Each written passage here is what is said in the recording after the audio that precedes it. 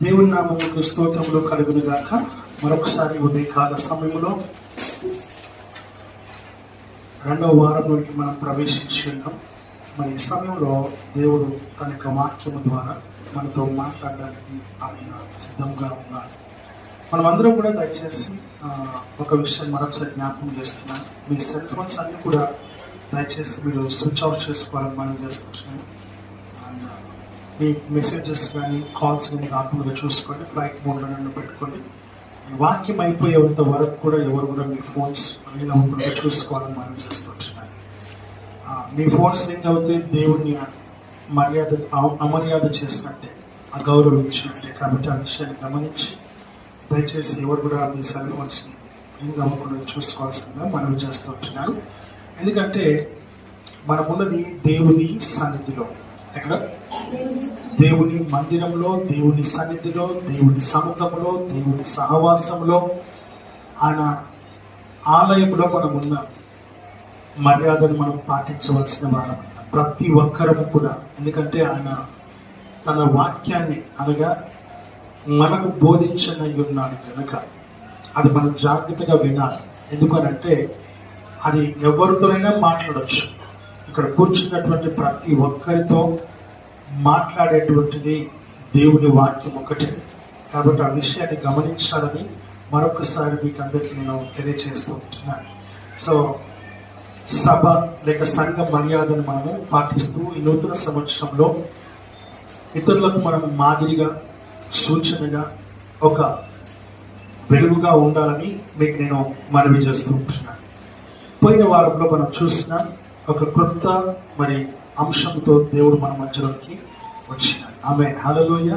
చదువుదాం, దయచేసి ఆ మాట చదువుదామా? మత్తయి సువార్త 25వ అధ్యాయము మొదటి 2 వచనాలు మనం చదువుతాం. 3 వచనాలు. పరలోక రాజ్యము తమ దివిటీలు పట్టుకొని పెళ్లి కుమారుని ఎదుర్కొనుటకు బయలుదేరిన 10 మంది కన్యకలను పోలి ఉన్నది. వీరిలో 5 బుద్ధి లేని వారు, 5 బుద్ధి గలవారు. బుద్ధి లేని వారు తమ దివిటీలు పట్టుకొని తమతో కూడా నూనెను తీసుకొని పోలేదు. బుద్ధి గలవారు తమ దివిటీలతో కూడా సిద్ధులలో నూనె తీసుకొని పోయిరి. ప్రార్థన చేసుకున్నాం. అందుకే తండ్రి నామానికి వందనాలు, స్తోత్రాలు, స్తుతులు, కృతజ్ఞతాస్తుతులు మేము క్షణిస్తూ ఉంటున్నాము నాయన. ఈ వాక్యం ద్వారా మాతో సూటిగా, స్పష్టంగా మాతో మీరు మీ అధికారం కలిగిన స్వరం చేత మాట్లాడమని వేడుకుంటున్నాం. వినగలిగే చెవులు, గ్రహించగలిగే హృదయం, మనస్సును మీరు అనుగ్రహించమని వేడుకుంటున్నాం. నన్నుగా మీరు మరుగుపరిచి నాలో నుంచి మీరు సూటిగా, స్పష్టంగా మాతో మీరు మీ అధికారం కలిగిన స్వరము చేత నీ పరలోకపు ఆత్మీయమైనటువంటి వర్తమానమును అనుగ్రహించమని వేడుకుంటున్నాను. ప్రభువా, నీ వాక్యాభిషేకముతో, తైలాభిషేకముతో, నీ సన్నిధి పరలోకపు అభిషేకముతో ప్రభువా మీరు అభిషేకించమని వేడుకుంటున్నాను. నా నోటి నుంచి వచ్చే ప్రతి మాట అది నీ మాట అయి ఉండాలి. నీ మాటలో శక్తి ఉంది, నీ మాటలో బలము ఉంది, నీ మాటలో జీవం ఉన్నది, నీ మాటలో స్వస్థత ఉన్నది. ఆ నీ మాటలో మాకు మారు మనసు కలిగే శక్తి కూడా ఉన్నది. ప్రభువా, అట్టి కార్యములు మీరు జరిగించి నామానికి మహిమ కలిగి చేసుకోమని, మాలో నిర్లక్ష్యం అనక్షం ఉండకుండా, లేకుండా, రాకుండా సహాయం చేసి మహిమ పొందమని యేసు క్రీస్తు నామములో అడిగి వేడుకొని చుంటున్నాము తండ్రి. ఆమేన్, హల్లెలూయా. దేవుని ఈ వాక్యము సెలవిస్తున్నటువంటి మాటలు మనం ఇక్కడ చూస్తున్నాం. పోయిన వారంలో మనం చూస్తున్నాం ఏంటంటే పెండ్లి కుమారుడు అనగా యేసయ్యను సూచిస్తా ఉంది. రెండోది పెళ్లి కుమార్తెను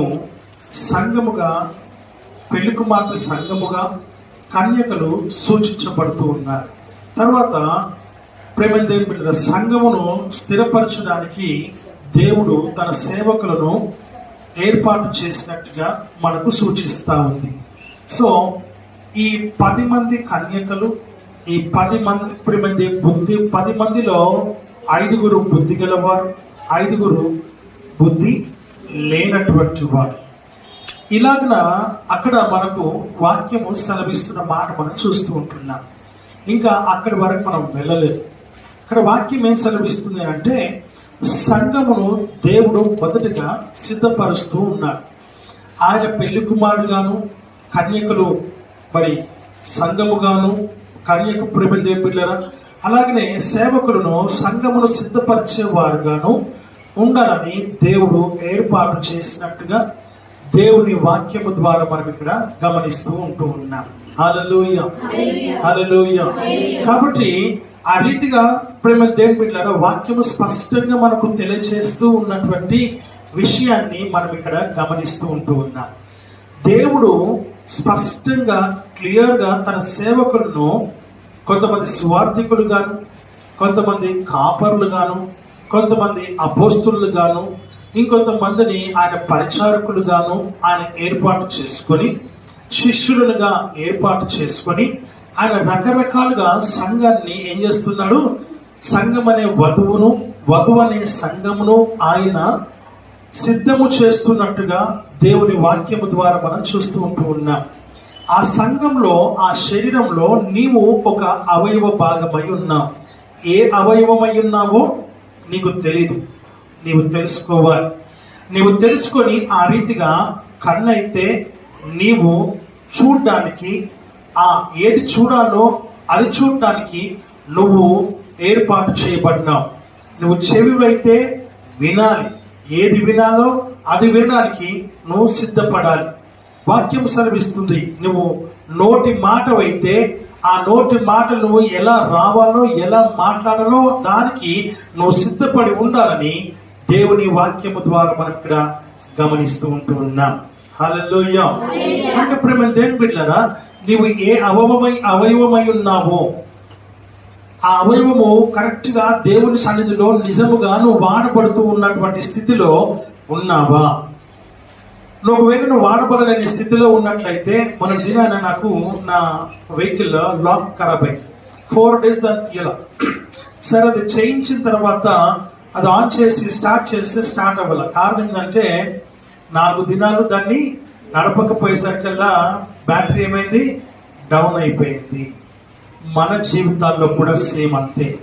ప్రేమ దేవుడు 4 దినాలకే దాని బ్యాటరీ డౌన్ అయిపోతే, మనం ఒకరోజు ప్రార్థన చేయకపోతే మన ఆత్మీయ జీవితం కూడా అలాగే డౌన్ అయిపోతూ ఉంది. మెల్లిమెల్లిగా డౌన్ అయిపోయి అది డెడ్ అవుతుంది.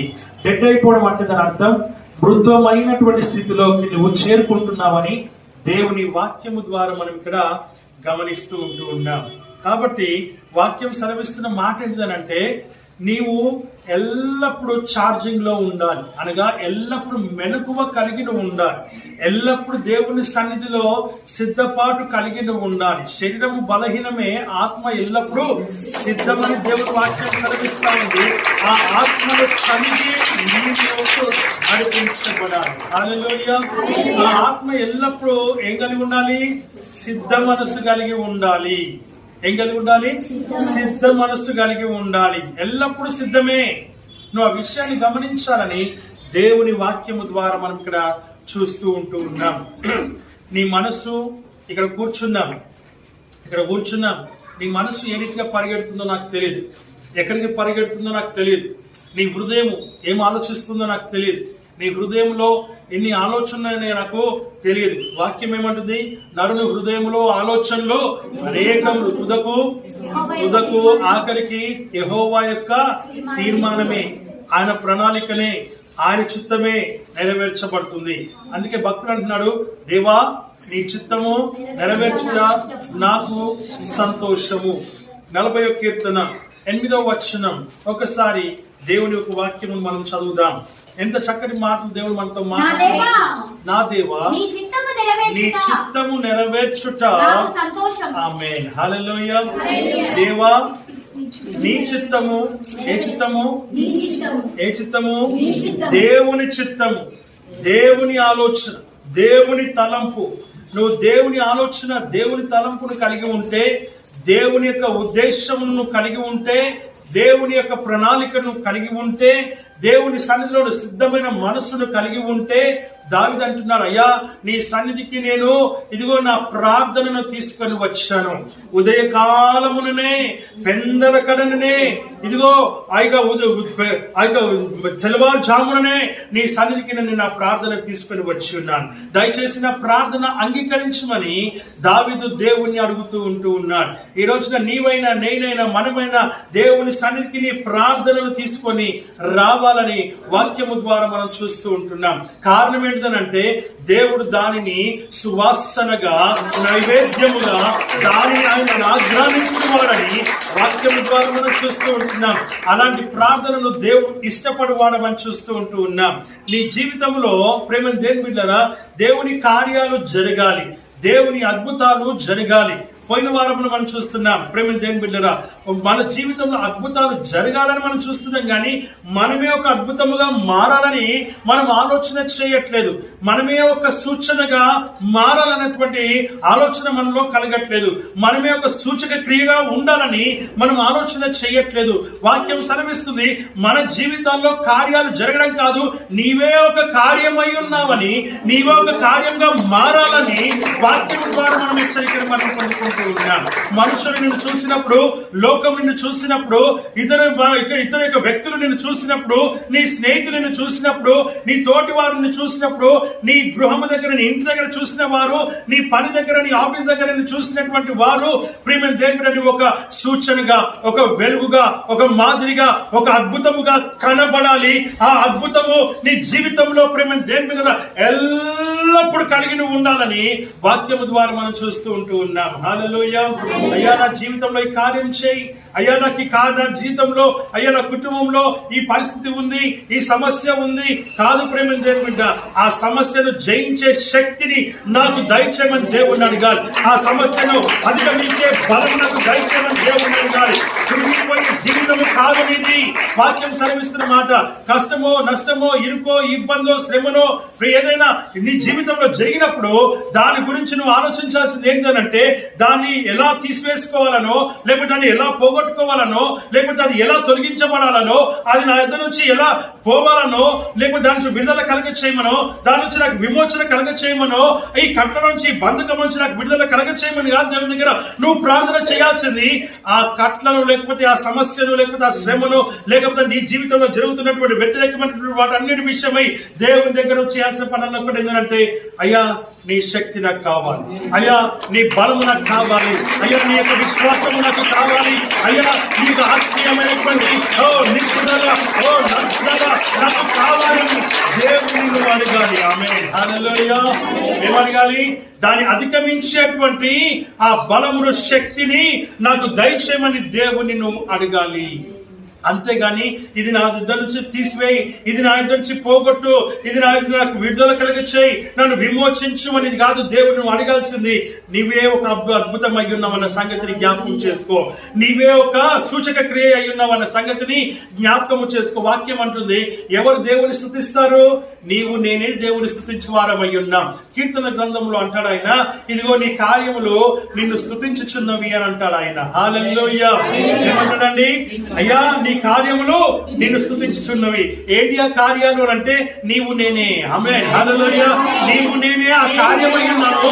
ఆ కార్యములో నిన్ను స్తుతించుతూ ఉన్నవి. అనగా నువ్వు దేవుని స్తుతించే బిడ్డగానే ఉండాలి, దేవుని మహిమపరిచే బిడ్డగానే ఉండాలి. మనం వాక్యాన్ని వింటున్నాం కానీ దానిని నీ లోనికి తీసుకున్నట్లయితే నీ జీవితంలో నువ్వు ఎంత గొప్ప కార్యము చేయగలవో, ఎంత గొప్ప కార్యముగా నువ్వు నెరవేర్చబడగలవో దాన్ని నువ్వు నేర్చుకోవాలి, దాన్ని అనుసరించాలి, దాని ప్రకారంగా నువ్వు జీవించాలని వాక్యము ద్వారా మనం చూస్తూ ఉంటూ ఉన్నాము. హల్లెలూయా.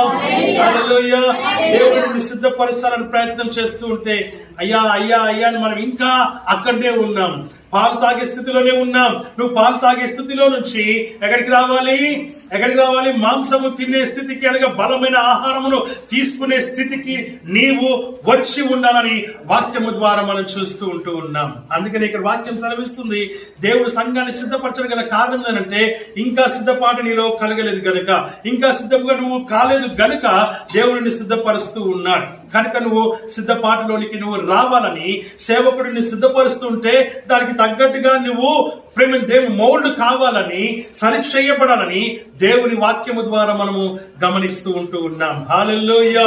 ప్రార్థనలో ఎదగాలి, వాక్యంలో ఎదగాలి, ఆత్మీయ వరముల్లో ఎదగాలి, ఆత్మీయ ఫలముల్లో ఎదగాలి, ఆత్మీయమైనటువంటి తలాంతుల్లో నువ్వు ఎదగాలి. మొత్తము ఇవి 9, అవి 3, 9, 9, 27లో నువ్వు ఎదగాలి, బలపడాలి, ఆయన సన్నిధిలో నువ్వు నిలబడాలి. అనేకమైనటువంటి వాటి విషయమై నువ్వు ఆలోచిస్తున్నావు. మార్తా నువ్వు అనేకమైన వాటి విషయమై నువ్వు చింతిస్తూ ఉన్నావు. నీ చింత యావత్తు లోకానుసారమైన దానిపైనే ఉంది. మరియా ఉత్తమమైనటువంటి దాన్ని ఏర్పరచుకున్నది, మరియా ఉత్తమమైన దాన్ని ఎన్నుకున్నది, మరియా ఉత్తమమైన దాన్ని అనుసరించి నడుస్తా ఉన్నది. ఏంటిది అంటే ఆయన పాదముల చెంత చేరి, ఆయన పాదముల కూర్చొని ఆయన వాక్యాన్ని వింటూ ఉంది, ఆయన ఉపమానాలు వింటా ఉంది, ఆయన మాటలను ప్రేమ దేవుల దీక్షణంగా ఆమె గమనిస్తా ఉంది. వాక్యం సెలవిస్తున్న మాట వినటం వలన విశ్వాసము కలుగును. ఓ విశ్వాసి నీవు మెలకువగా ఉండుమా, ఓ విశ్వాసి నీవు మెలకువగా ఉండుమా.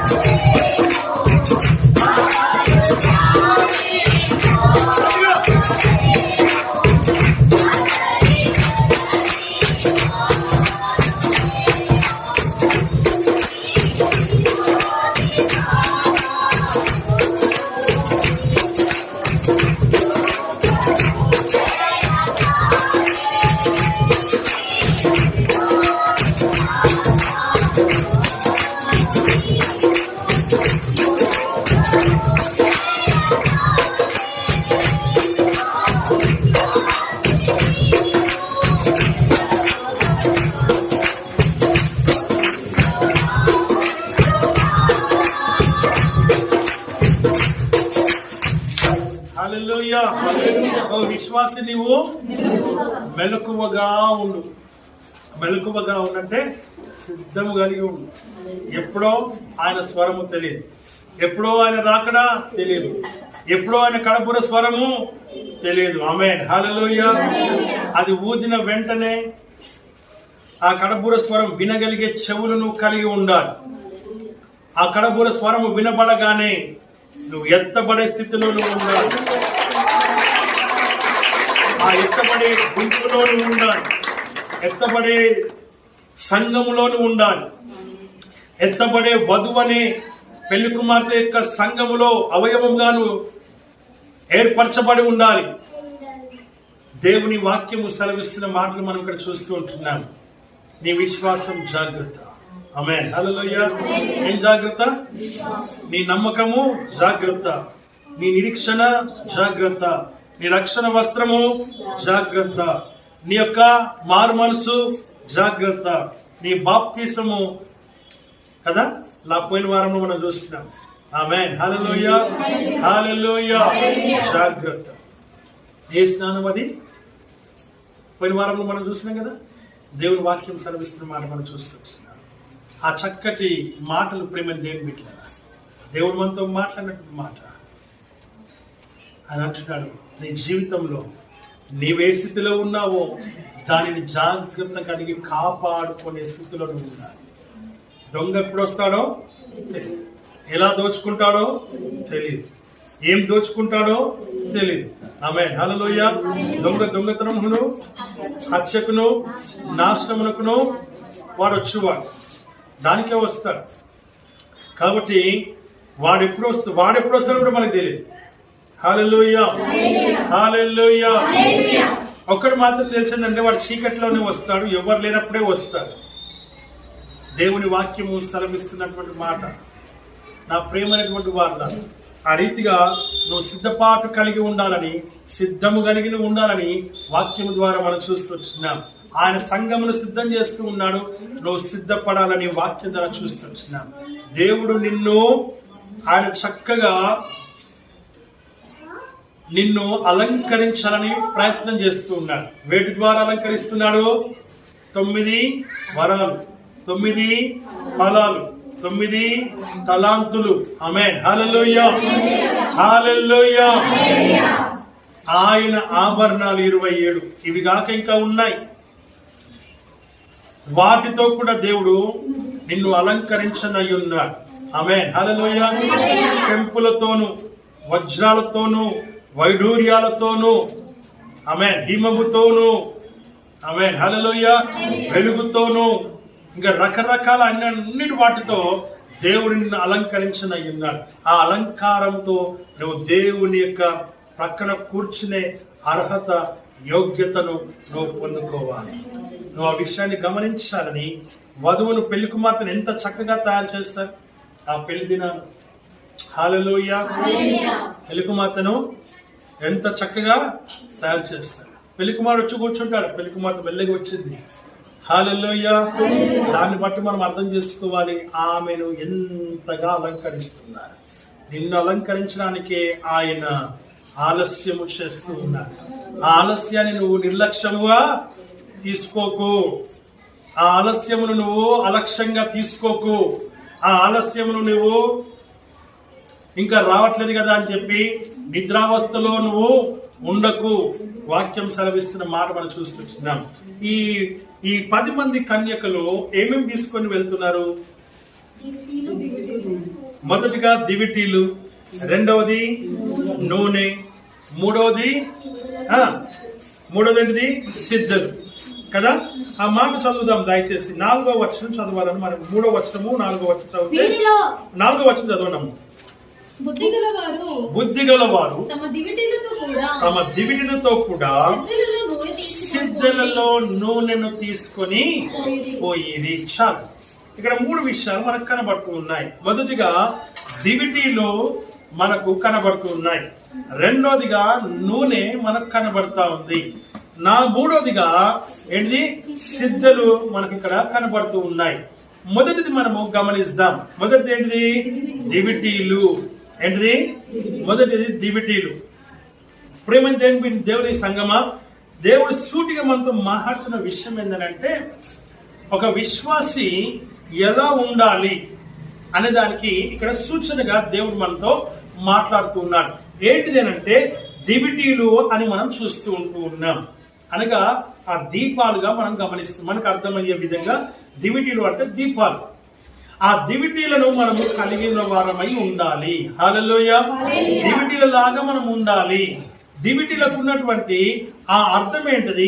దాని పరమార్థం ఏంటిది? దాంట్లో ఉన్న లోతైన విషయం ఏంటిది? దాంట్లో ఉన్న మర్మం ఏంటిది? దాంట్లో ఉన్న గుడార్థం ఏంటిది?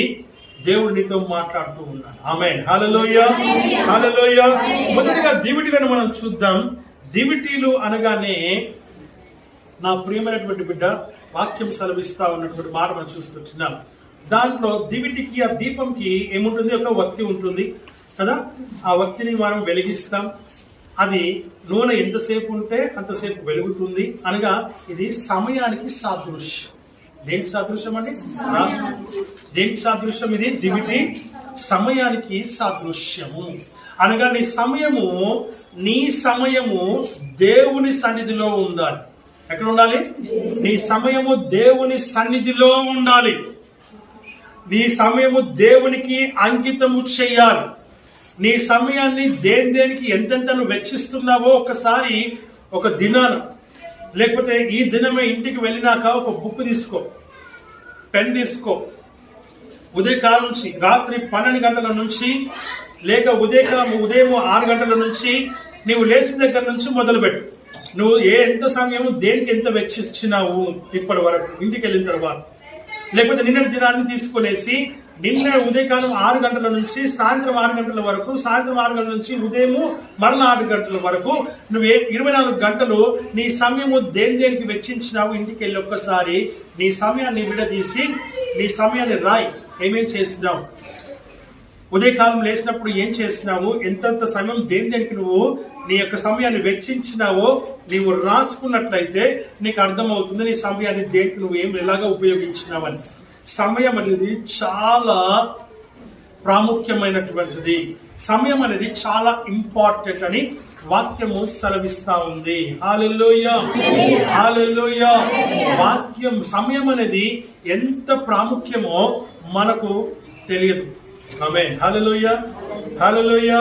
మనము లేస్తున్నాము, మన పనులు చేసుకుంటున్నాము. ఉద్యోగానికి వెళ్ళే వాళ్ళు ఉద్యోగానికి వెళ్తున్నారు, పనులకు వెళ్ళే వాళ్ళు పనులకు వెళ్తున్నారు, కాలేజీకి వెళ్ళే వాళ్ళు కాలేజీకి వెళ్తున్నారు, స్కూల్కి వెళ్ళే వారు స్కూల్కి వెళ్తున్నారు. రకరకాలుగా అందరూ తమ కార్యక్రమాల్లో మునిగిపోయినారు. ఇంట్లో ఉండే వాళ్ళు ఇంట్లో పనులు చేసుకుంటూ ఉన్నారు. కానీ సమయాన్ని ఎవరు కూడా చూడట్లేదు. కానీ సమయం గడిచిపోతా ఉంది. ఆ సమయంకు ఉన్నటువంటి దాని విలువ, సమయానికి ఉన్నటువంటి ప్రాముఖ్యత మనం ఎంత మాత్రము లెక్క చేయట్లేదు. హల్లెలూయా.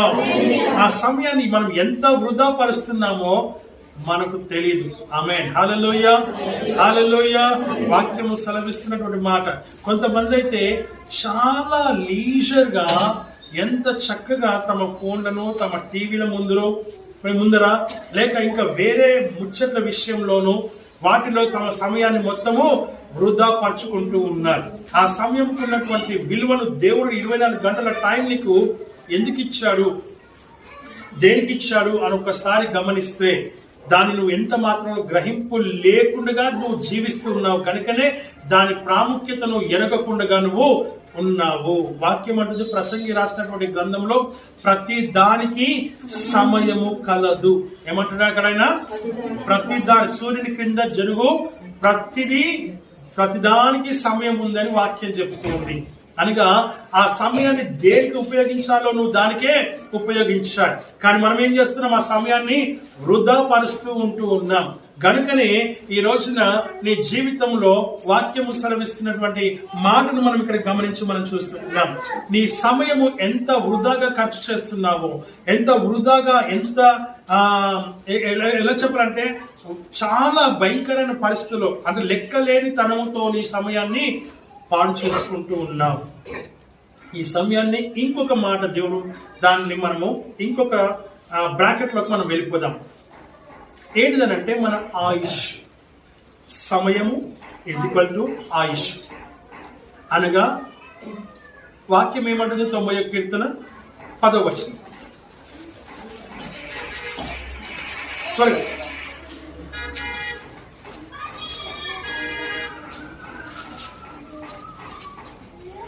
మా ఆయుష్ కాలము 70 సంవత్సరాలు. అధిక బలము ఉన్నట్లయితే 80 సంవత్సరములు. 80 సంవత్సరాల ఆయుష్ను దేవుడు నీకు ఇచ్చినాడు. ఈ 80 సంవత్సరాల ఆయుష్ను దేవుడు నీకు ఇచ్చినాడు. అనగా సమయమును దేవునికి ఇచ్చినాడు. 80 సంవత్సరముల సమయమును దేవునికి ఇచ్చినాడు. ఎవరిచ్చారు ఇది? ఎవరిచ్చారు? నిజంగా నిజంగా దేవుడే ఇచ్చాడా? హల్లెలూయా. ఒకవేళ దేవుడే ఇస్తే సరే, మనం ఉద్యోగానికి వెళ్తాం. ఉద్యోగానికి వెళ్తే అక్కడ మన ఉద్యోగంలో మనం ఏం పని చేయాలి? 8 గంటల నుంచి 8 గంటల వరకు, 9 నుంచి సాయంత్రము 5 గంటల వరకు మనం ఉద్యోగం చేయాలి. ఒకవేళ ప్రైవేట్ గా మన సొంతదే అనుకుందాం, వ్యాపారమే అనుకుందాం, ప్రతిదానికి ఒక సమయం ఉంది. ఆ సమయం నుంచి 6 గంటల నుంచి ఉదయం 9 నుంచి సాయంత్రం 5 గంటల వరకు ఉద్యోగస్తులైతే వ్యాపారం చేసేవారు.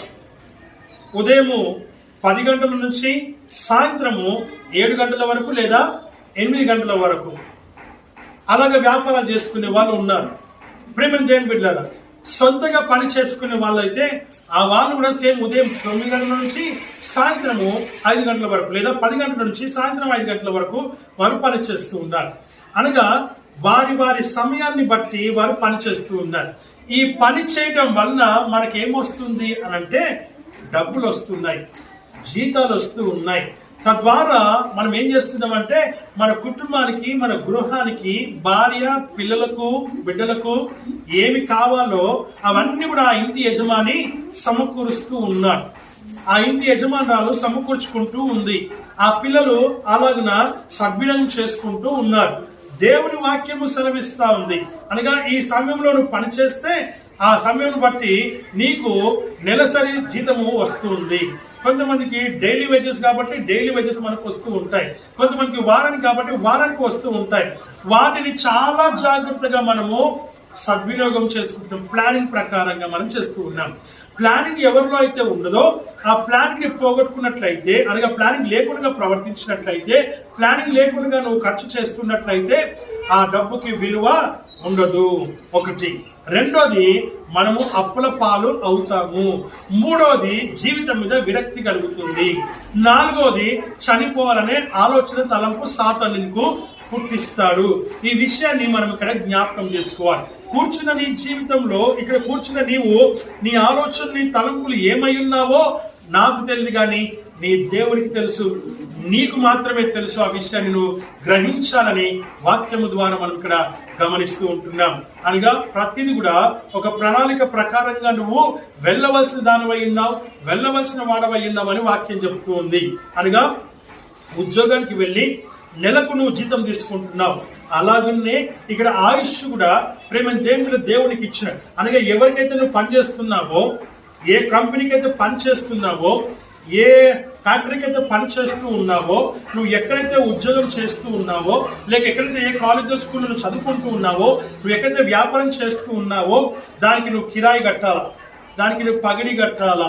ప్రేమ దేవుని బిడ్డలారా, అలాగనే ఆ యజమానికి నువ్వు పని చేస్తున్నావు, ఆయన నీకు జీతం ఇస్తూ ఉన్నాడు. ఇక్కడ కూడా నీ దేవుడు నీకు జీవితాన్ని ఇచ్చాడు. ఏమిచ్చాడు? జీవితాన్ని ఇచ్చాడు. ఎంతకాలం ఇచ్చాడు? 80 సంవత్సరాల జీవితం దేవునికి ఇచ్చాడు. దేవునికి నువ్వేమిస్తూ ఉన్నావు? దేవునికి నువ్వు ఏమి ఇవ్వాలి? నువ్వు ఆ యజమానికి పని చేస్తున్నావు. ఆయనకి పని ఇస్తే నువ్వు పని చేస్తున్నావు. ఆ పనికి తగ్గట్టు ఆయన నీకు జీతం ఇస్తూ ఉన్నాడు. ఆయన నీకు 80 సంవత్సరాల జీవితం ఇచ్చాడు. నువ్వు ఆయనకి ఏం పని చేస్తున్నావు, నువ్వు ఆయనకి ఏమి ఇచ్చావు అనేది ఇక్కడ ప్రాముఖ్యమైన విషయం. నీ సమయము దేవునికి ఎంత ఇచ్చినావు, నీ ఆయుష్ను దేవునికి ఎంత ఉపయోగించినావు, నీ సమయాన్ని దేవునికి ఎంత ఉపయోగించినావు అని వాక్యము ద్వారా మనం చూస్తూ ఉంటున్నాం. దివిటి అనగా ఇది శరీరం. దివిటి అనగా ఆయన శరీరం. నువ్వు ఆ విషయాన్ని జ్ఞాపకం చేసుకోనగా ఆయన ఇచ్చిన ఈ శరీరము ఇప్పుడు ఈ దివిటికి ఆయన ఆయుష్ని ఇచ్చినాడు. ఏమిచ్చాడు? ఆయుష్ని ఇచ్చాడు. సమయాన్ని కూడా ఇచ్చినాడు ఆయన. ఆమేన్, హల్లెలూయా. ఇప్పుడు దేవుని వాక్యము సెలవిస్తున్న మాట ఏంటంటే, ఈ దివిటిలో ఉన్నటువంటిది ఆయన ఆయుష్ని ఎలా ఇచ్చాడో తెలుసా?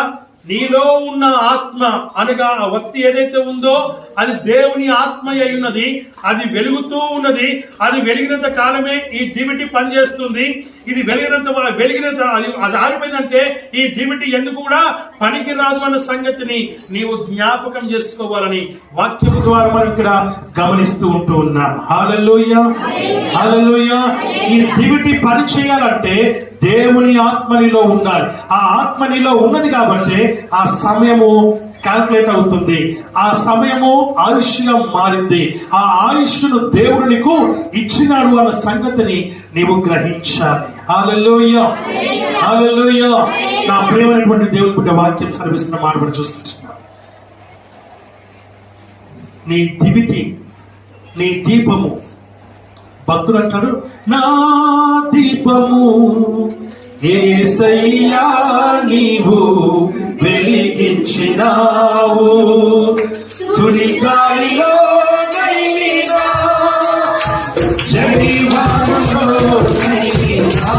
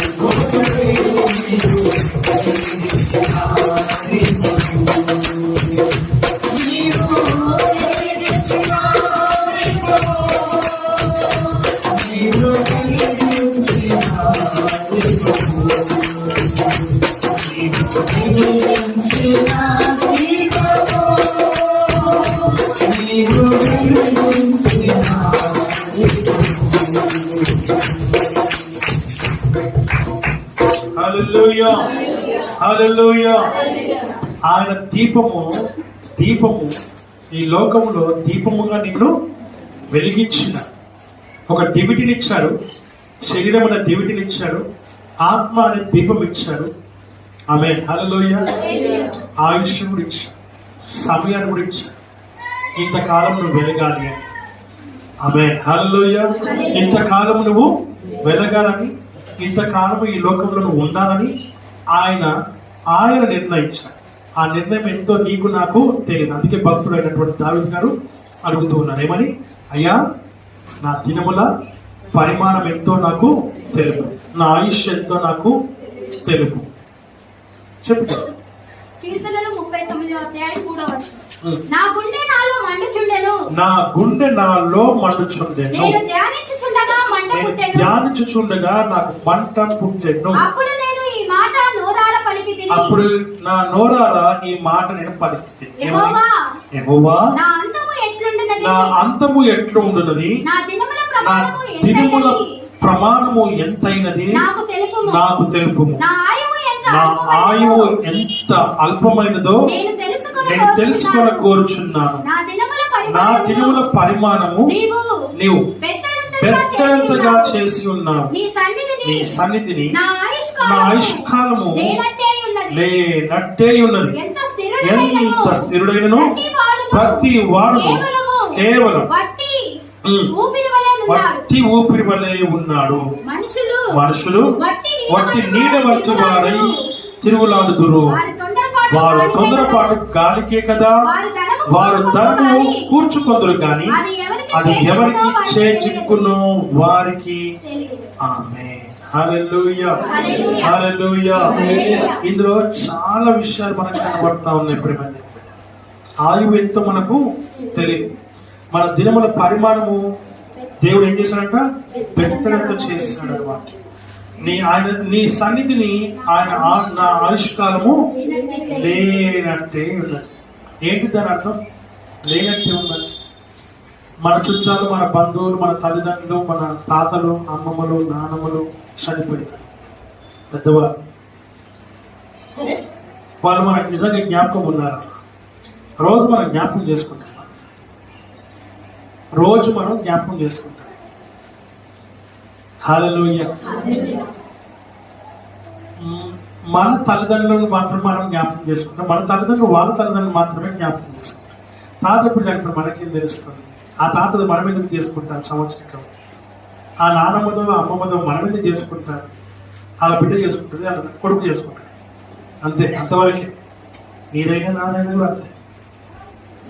ఆమేన్. హల్లెలూయా. హల్లెలూయా.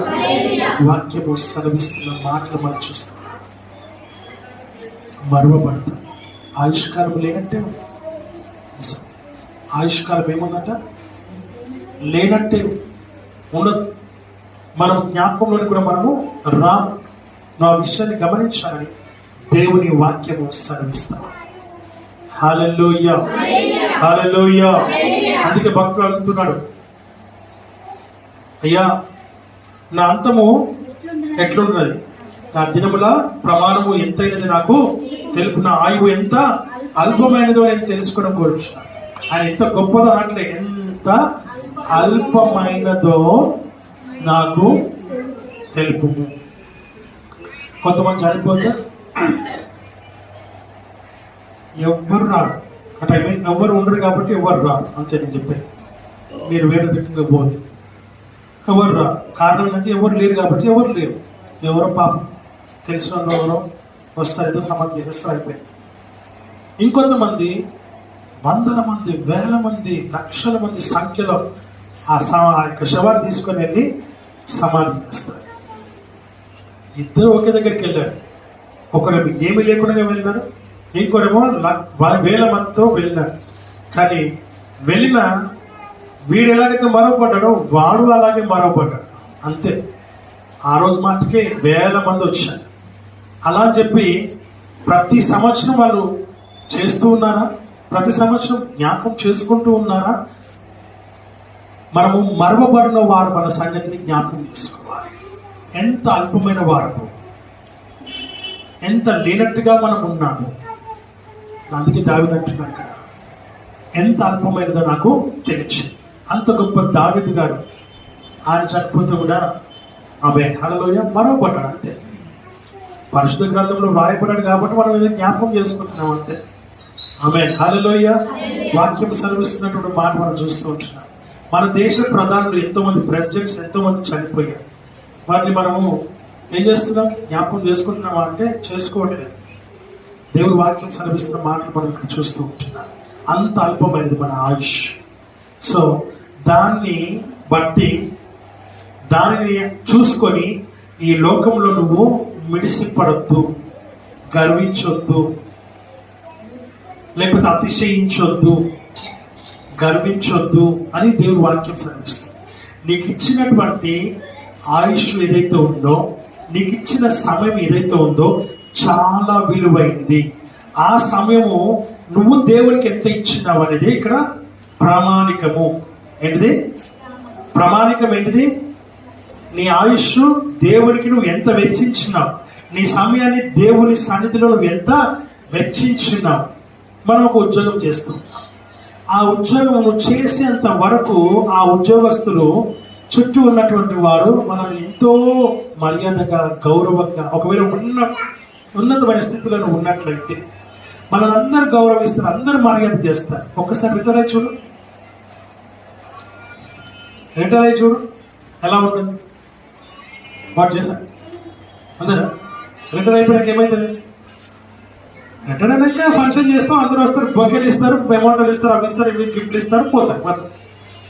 ఆమె హల్లెలూయా. నువ్వు ఎంత పెద్ద పోలీస్ ఆఫీసర్ అయినా, నువ్వు ఎంత పెద్ద ఐఏఎస్ ఆఫీసర్ అయినా, రిటైర్ అయిన తర్వాత నీకు ఏమీ ఆ డిపార్ట్మెంట్లో ఏమీ ఉండదు. నువ్వు పోయిన ఎంతకుముందు ఇట్లా ఫైల్ కొట్టేటోళ్ళు కూడా గుడ్ మార్నింగ్ సార్, బాగున్నారా అని అంటాడు తప్ప నీకు సెల్యూట్ కొట్టాడు. ఆమె హల్లెలూయా. నీ పొజిషన్ పోయింది, నీ ఏదైతే నీకు ఇచ్చిన దేవుడు ఇచ్చిన ఘనత పోయింది, పోతుంది. ఆమె హల్లెలూయా. వాక్యం సెలవిస్తుంది. అంటే అక్కడ మనము సిగ్నల్ పాయింట్ దగ్గర మనకు ఫస్ట్ రెడ్ సిగ్నల్ పడే ముందు ఎల్లో సిగ్నల్ పడుతుంది, ఒక హెచ్చరిక. రిటైర్ కాగానే నువ్వు జాగ్రత్తగా ఉండగా దాని అర్థం. ఆమె హల్లెలూయా. ఉద్యోగంలో ఉన్నంత వరకే గ్రీన్ లైట్ ఏంటంటే ఉద్యోగంలో ఉన్నాం, రెడ్ అయినావంటే నీకు ఎల్లో లైట్ పడింది, నువ్వు జాగ్రత్తగా అని అర్థం. ఆ రెడ్ లైట్ ఎప్పుడు పడుతుంది మనకు తెలియదు. ఆమేన్, హల్లెలూయా. అందుకే వాక్యం సర్విస్తున్న మాట మనం ఇక్కడ చూస్తూ ఉంటూ ఉన్నాం. మన జీవితము చాలా చిన్నది, అల్పమైనటువంటి, ఓన్లీ 80 years. మనము మా 80 సంవత్సరాలు బతికినంట, ఏం లాభం బతికి అనే విధంగా కాదు ఉండాల్సి. 80 ఏళ్ళు బతికినా 8 ఏళ్ళు బతికినట్టు బతుకుతున్నాడు ఆయన అన్నట్టు ఉండాలి. హల్లెలూయా. అంత గొప్పగా నువ్వు ఉండాలి. నీ జీవితం, నీ ఆయుష్, నీ సమయాన్ని దేవుడికి నువ్వు ఎంత ఇచ్చినవన్నీ క్యాల్కులేట్ అవుతుంది, మెజర్ చేయబడుతుంది, లెక్కించబడుతుంది.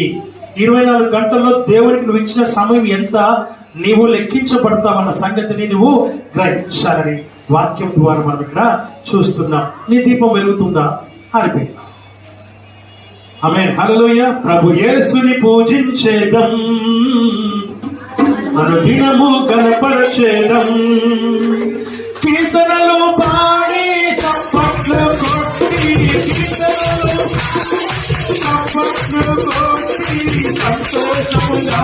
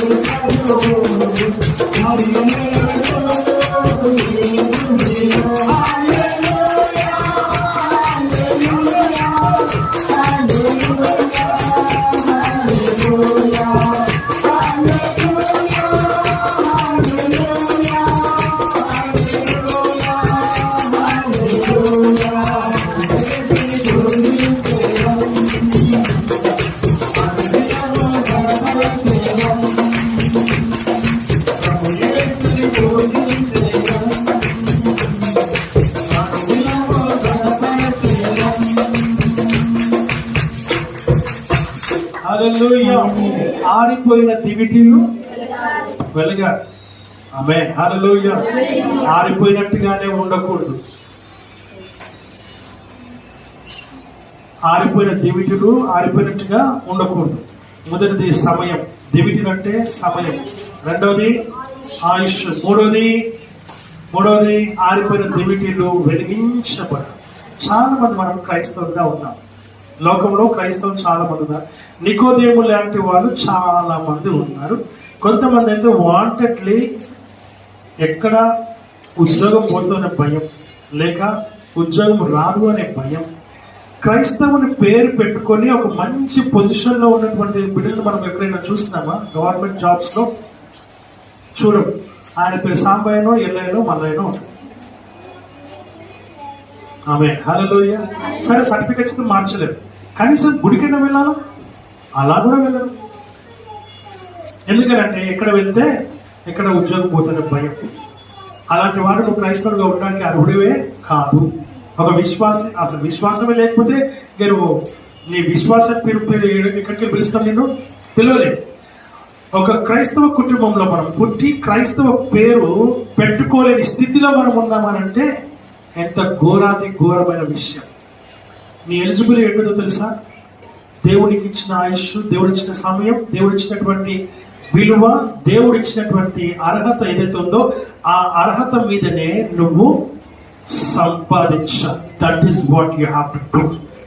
అది నువ్వు చేయాలి. నిజంగా క్రైస్తవ కుమారుడిగా, కుమార్తెగా, ఒక దేవుని బిడ్డగా ఈ లోకానికి నువ్వు చూపించాలి వాట్ యు ఆర్. అలా చూపించాలంటే నువ్వు దేవుణ్ణి అడగాలి. అయ్యా, ఈ సమయం ఇచ్చినావు నువ్వు, ఈ ఆయుష్ ఇచ్చినావు నువ్వు, ఈ జీవితాన్ని ఇచ్చినావు నువ్వు. ఆమె హల్లెలూయా. ఈ ఆత్మీయ జీవితాన్ని ఇచ్చినవాడు, జీవితాన్ని ఇచ్చినావు, దీనికి ఆత్మ కూడా ఇచ్చినావు. ఈ ఆత్మీయ జీవితాన్ని కలిగి నేను నీ నామమును మహిమపరిచే బిడ్డగా నేను ఉండాలి. I'm David, I'm Samuel, I'm Aaron అని చెప్పగలిగే స్థితిలో నువ్వు ఉందా? ఐఎమ్ డానియల్ అని చెప్పగలిగే స్థితిలో ఉందా? లోకస్తులు నీ పేరు పెట్టి పిలువ, నీ క్రైస్తవ విశ్వాస పేరు పెట్టి నిన్ను పిలిచే స్థితికి నిన్ను దేవుడు ఆశీర్వదిస్తాడు. నువ్వు ఖచ్చితంగా ఉండు. ఆమేన్, ఆమేన్. వాక్యం సెలవిస్తున్న మాట మనం చూస్తున్నాం. I'm Abraham, I'm Noah, I'm Isaac, I'm Jacob, I'm Joseph, I'm Joel. Amen. Hallelujah. క్రైస్తవ పేర్లతో పనికి పిలువబడాలి. హైయర్ అఫీషియల్స్ దాంట్లో హై పోస్ట్లో నువ్వు ఉండాలి. ఎవరైనా అంటే డానియల్, ఎవరైనా అంటే జోసెఫ్. అబ్బా, ఎలా ఉంటుందో చూడండి ఒకసారి. పోలీస్ డిపార్ట్మెంట్ ఒక ఆయన తెలుసా మీకు? చాలా హై పొజిషన్లో ఉన్నాడు. స్టీఫెన్ అని పేరు. ఎవరు తెలుసా? ఏ పేరు? నా పేరే. ఆమేన్, హల్లెలూయా, హల్లెలూయా. ఆయన పేరు స్టీఫెన్. అవును ప్రేమ, పోలీస్ డిపార్ట్మెంట్ చాలా పెద్ద హై పొజిషన్లో ఉన్నటువంటి వ్యక్తి. ఆయన నెక్స్ట్ ఐజీస్లో ఉన్నటువంటి వ్యక్తి. ఆయన గడగడలాడిస్తాడు. ఆయన పేరు చెప్తే చాలు అన్ని గవర్నమెంట్ ఆయన కావాలని కోరుకుంటాడు. ఎక్కడైనా వేరే వేరే స్టేట్స్లో ఉన్నటువంటి వాళ్ళని ఆయన పిలిపించుకున్నారు కొన్ని రోజుల వరకు. ఒక సంవత్సరం 2 సంవత్సరాలు మా దగ్గర పని చేయండి మమ్మల్ని, అంటే మా స్టేట్ సరి చేయండి అన్నట్టు. అలా బ్రతికితే, అలా జీవించాలి. జీవిస్తే నిన్ను కోరుకోవాలి సమాజం, నిన్ను కోరుకోవాలి గవర్నమెంట్, నిన్ను కోరుకోవాలి ఈ లోకం. ఆమె హల్లెలూయా. ఆ స్థితిలో నువ్వు ఉండాలి. అంతేగాని దాక్కునే జీవితం కాదు నీ జీవితం. Elaborate your self. నువ్వు విస్తరించాలి, ఫలించాలి, అభివృద్ధి చెందాలి. నువ్వు గొప్పగా కనబడాలి లోకానికి. ఆమేన్, హల్లెలూయా, హల్లెలూయా. దేవుని వాక్యము సెలవిస్తున్నటువంటి మాటలు మనం ఇక్కడ చూస్తున్నాం. నా ప్రియమైనటువంటి వారు, ఇక్కడ వాక్యం సెలవిస్తుంది ఆత్మీయ జీవితం. మూడోది దివిటీలు ఆత్మీయ జీవితం అనగా దేవుడు నీకు ఇచ్చినటువంటి జీవితం ఏదైతే ఉందో ఆత్మీయంగా నువ్వు జీవించాలి. నీకు ఇచ్చిన సమయం, నీకు ఇచ్చిన ఆయుష్, ఆ ఆయుష్ను, ఆ సమయమును ఆత్మీయంగా నువ్వు మలుచుకొని ఆత్మీయంగా నువ్వు ఈ లోకంలో జీవించాలి. ఆత్మను కలిగి నువ్వు జీవించాలి. ఏం కలిగి జీవించాలి? ఆత్మను కలిగి జీవించాలి. ఏ ఆత్మను? దేవుడు నీకంటూ ఈ శరీరాన్ని జీవింపచేయడానికి ఒక ఆత్మ ఇచ్చాడు. కానీ నీ ఆత్మీయ జీవితాన్ని జీవింపచేయడానికి దేవుడు పరిశుద్ధాత్మను ఇచ్చాడు. ఆ పరిశుద్ధాత్మను కలిగి నువ్వు జీవించాలి. ఏ ఆత్మను కలిగి జీవించాలి? పరిశుద్ధాత్మను కలిగి నువ్వు జీవించాలి. హల్లెలూయా.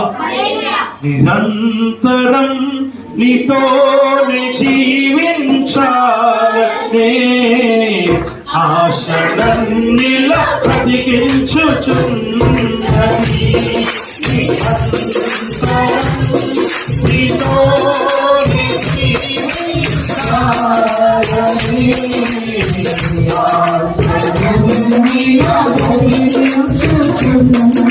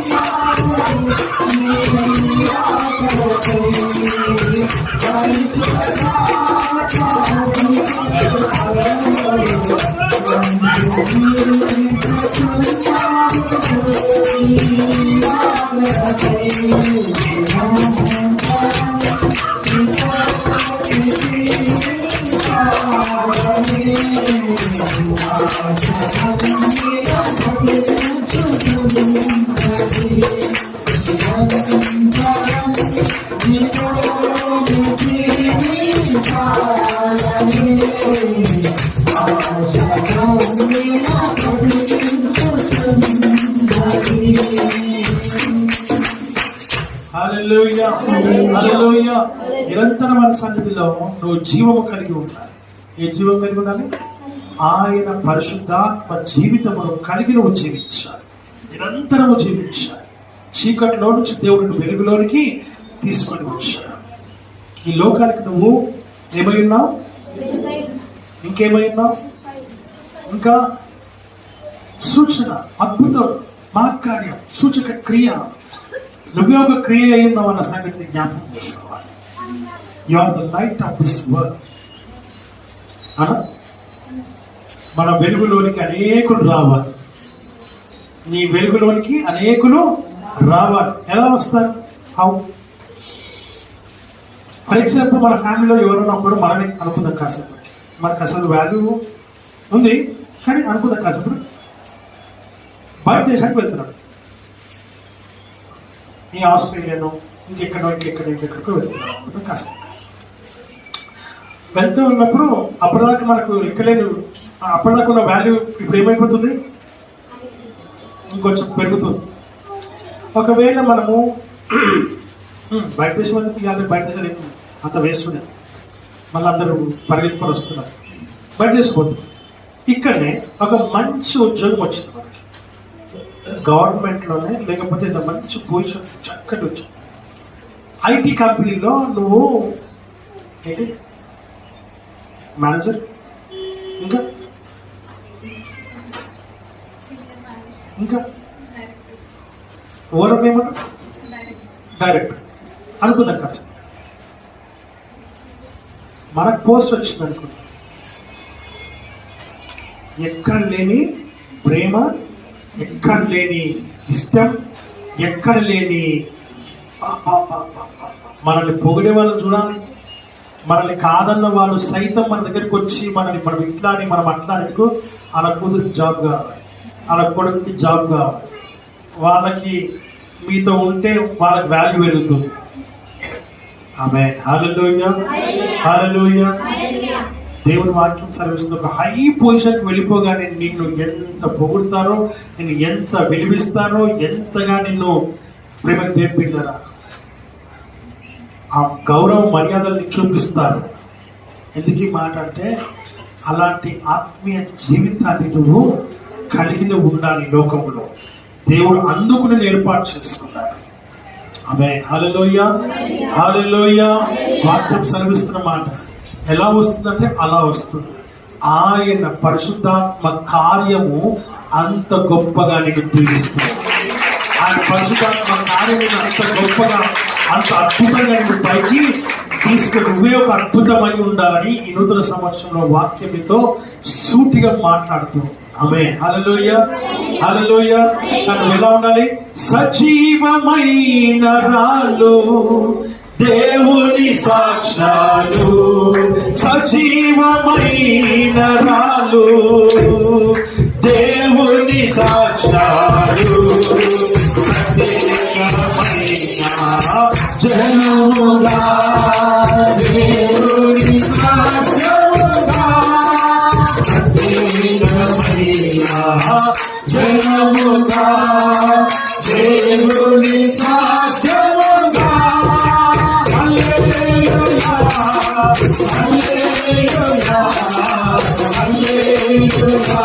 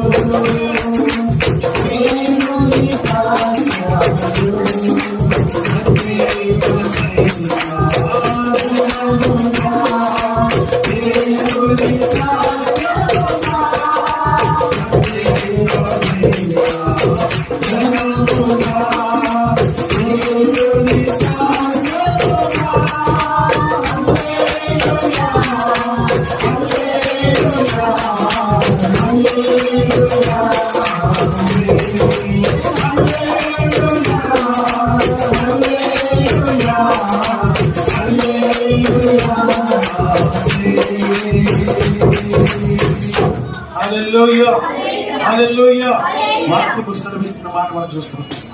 సజీవమైన రాయిగాను ఉండాలి. ఎలా ఉండాలి? సజీవమైన రాయిగాను ఉండాలి. జీవము కలిగి ఉండాలి. ఆయన ఆత్మను కలిగిన నీవు ఎల్లప్పుడూ జీవం కలిగి ఉండాలి. ఆరిపోయిన దివిటి కాస్త ఏమైపోవాలి? వెలగాలి. హల్లెలూయా. లోకంలో చాలా మంది క్రైస్తవులు మనం అలాగే ఉన్నాం. విశ్వాసము చల్లార్చబడిన స్థితిలో ఉన్నా, చల్లార్చబడిన స్థితిలో ఉన్నా. ఒకప్పుడు మారుమనసు పొందినప్పుడు, ఒకప్పుడు రక్షణ పొందినప్పుడు, ఒకప్పుడు మనము దేవుని సన్నిధిలో నూతనముగా చేర్చబడినప్పుడు మన యొక్క ఆత్మ తీవ్రత ఎంత భయంకరంగా ఉన్నదంటే ఇవాళంతా ఏమైపోయింది? చల్లార్చబడిన స్థితిలో చేరుకున్నాం. కూటాలన్నా లెక్కలేదు, ఆరాధన లెక్కలేదు, ప్రార్థన లెక్కలేదు, ఉపవాస ప్రార్థన లెక్కలేదు, ఆత్మీయ జీవితానికి లెక్కలేదు, దేవుని సన్నిధి అంటే లెక్కలేదు, దేవుడు అంటే లెక్కలేదు. దేవుని వాక్యం సెలవిస్తున్న మాట మనం చూస్తున్నాం. కానీ మనం ప్రార్థించగానే దేవుడి కార్యము జరిగిపోవాలి. మనం ప్రార్థించిన వెంటనే దేవుడు మనకు జవాబు ఇచ్చేస్తాడు. నువ్వు దేవుడి సన్నిధికి రాగానే ఏం కావాలి? అందరు నిన్ను చూసి గొప్పగా ఎంచాలి. కాదు ప్రియులారా, దేవుని వాక్యం సెలవిస్తున్నారు. మాట మనం చూస్తున్నాం. నీవు వెలగాలి, నీ దివిటి వెలగాలి, నీ సమయాన్ని, నీ ఆయుష్ని దేవునికి నువ్వు ఇవ్వాలి. నీ ఆత్మను ఎల్లప్పుడూ వెలుతుల్లో ఉంచాలి, వెలుగుల్లో ఉంచాలి. వెలిగించే దివిటిగా నువ్వు ఉండాలి. ఆ వెలుగు చీకటిలో ప్రకాశించాలి. ఆ వెలుగులో అనేకులు ప్రేమ దేవుళ్ళగా రావాలని దేవుని వాక్యం ద్వారా మనం చూస్తున్నాం. దివిటి అనగా నీ సమయం, దివిటి అనగా నీ ఆయుష్, దివిటి అనగా నీ ఆత్మీయ జీవితం, దివిటి అనగా నీ శరీరం. ఆమేన్, హల్లెలూయా. దేవుడు నీకు ఇచ్చినటువంటి ఈ దివిటిలో ఆయన ఏర్పాటు చేసిన ఆత్మ ఒకటి ఉంది. ఆ ఆత్మ నిత్యము వెలగాలి. ఆమేన్, హల్లెలూయా. నువ్వు ఆ విషయాన్ని జ్ఞాపకం చేసుకొని దేవుని సన్నిధిలో ప్రేమ దేవుని మనం ముందుకు సాగుదాం. ఈ అవకాశాన్ని మనం సద్వినియోగం చేసుకుంటాం.